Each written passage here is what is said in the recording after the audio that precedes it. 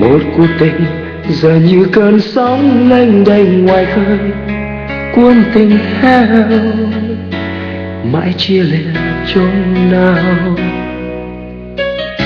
Nhìn em hiu hắt trong chiều khuya,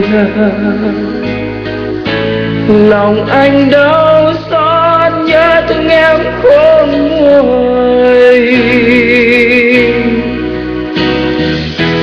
Vẫn mong em bên anh chiều nay, vẫn mong em yêu như ngày nào ta yêu nhau. Vẫn mong em trao anh một tình yêu thắm nồng, không hề dối gian, không đánh đo, không thích cưới. Một dòng lệ tràn dâng